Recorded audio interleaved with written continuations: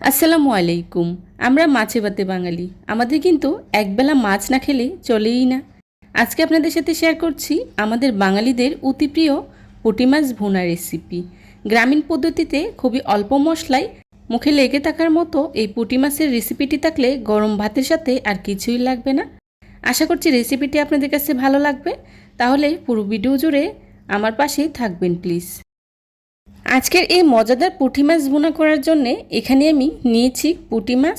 আর পুঁটি মাছগুলোকেই আগে থেকে কেটে ধুয়ে খুব ভালো করেই পরিষ্কার করে নিয়েছি। পুঁটি মাছের পেটের ভিতরে যে ময়লা থাকে সেটাকে আমি খুব ভালো করেই পরিষ্কার করে নিয়েছি। দেখতেই পাচ্ছেন আমি এখানে মাঝারি সাইজের পুঁটি মাছগুলো নিয়েছি। আর এই পুঁটি মাছগুলো কিন্তু খেতে খুবই ভালো লাগে। এখন এর মধ্যেই দিয়ে দিচ্ছি হাফ চা চামচ হলুদের গুঁড়া, আর দিয়ে দিচ্ছি মরিচের গুঁড়া হাফ চা চামচ, লবণ দিয়ে দিচ্ছি হাফ চা চামচ। এখন সবগুলো উপকরণ আমি একসাথে মাছের সাথে খুব ভালো করে মিশিয়ে নেব। আমি বেশ কিছুটা সময় নিয়ে মাছের সাথে মশলাগুলোকে খুব ভালো করে মিশিয়ে নিয়েছি। এই পর্যায়ে মাছগুলোকে ভেজে নেব।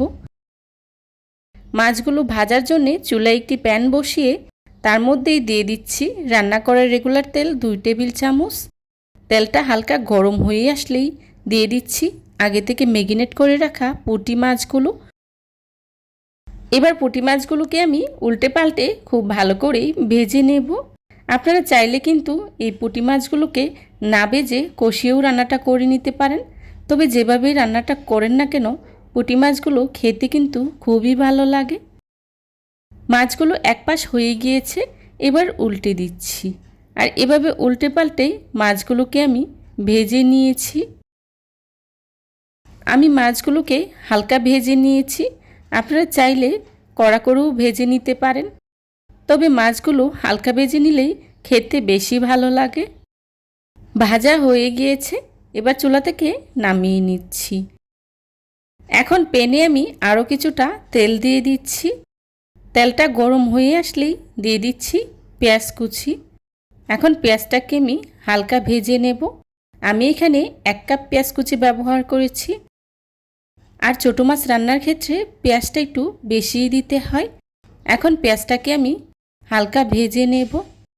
পেঁয়াজটা যখন কিছুটা নরম হয়ে আসবে তখনই এর মধ্যেই দিয়ে দিচ্ছি বড় সাইজের একটি টমেটো। এখন টমেটোটাকে আমি পেঁয়াজের সাথে কিছুক্ষণ ভেজে নেব।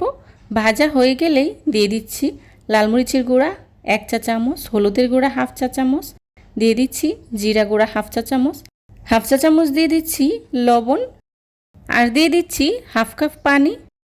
এখন সবগুলো মশলা নেড়ে খুব ভালো করে মিশিয়ে নেব। মেশানো হয়ে গেলে ঢাকনা দিয়ে ঢেকে মশলাগুলোকে আমি কিছুক্ষণ কষিয়ে নেব। মশলাটাকে আমি বেশ কিছুটা সময় নিয়ে কষিয়ে নিয়েছি। দেখতেই পাচ্ছেন টমেটোটা একদমই সিদ্ধ হয়ে গিয়েছে। এ পর্যায়েই দিয়ে দিচ্ছি ঝোলের জন্য পরিমাণ মতো পানি। আমি যতটুকু ঝোল রাখবো সেই অনুযায়ী পানিটা ব্যবহার করেছি।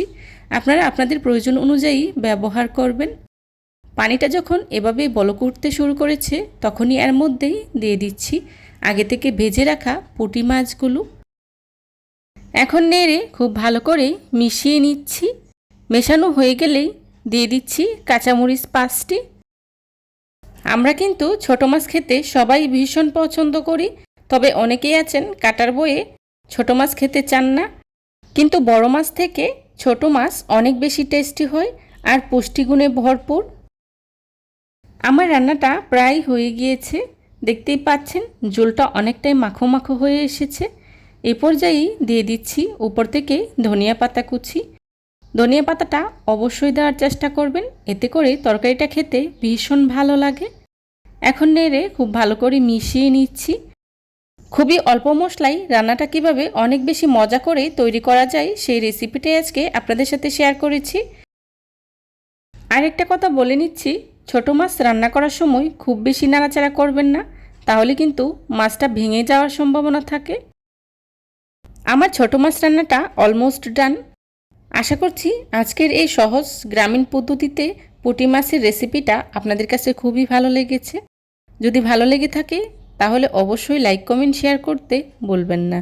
আপনাদের একটি লাইক এবং একটি কমেন্টস আমাদেরকে নতুন নতুন ভিডিও তৈরি করতে অনেক উৎসাহিত করি।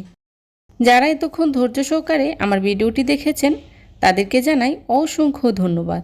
আমার পরবর্তী রেসিপি দেখার আমন্ত্রণ জানিয়ে আজকের মতো এখানেই বিদায় নিচ্ছি।